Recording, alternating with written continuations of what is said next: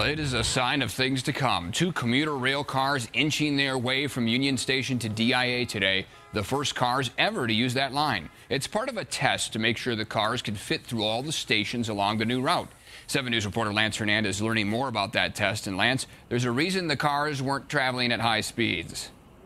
A couple of reasons, actually, Eric. Those cars not being powered yet by these electrical lines, and also those crossing arms along the way aren't functioning yet. So work crews armed with handheld stop signs had to get out and stop traffic at each rail crossing along the way.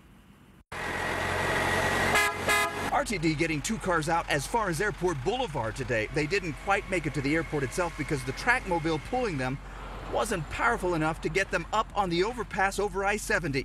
The main reason for the test? To check clearance. This is the first time these cars have been on this track. Just want to go through very slowly to make sure that the gap is wide enough and that we're not going to hit anything, we're not going to scrape anything. So it's just a good idea to go through the first time, go really, really slow. Kevin Flynn says that in a few weeks, RTD will begin electrically powered testing of the cars along the stretch of line paralleling Pena Boulevard.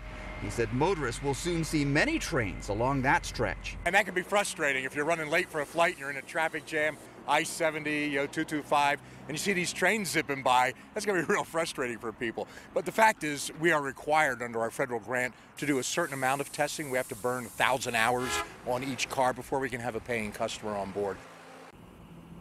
Now, in all, RTD will be testing this line for about a year before they begin actual service to DIA. I asked when that service will begin. All they will say is that it's sometime in the second quarter of 2016. Along the DIA line, Lance Hernandez, 7 News.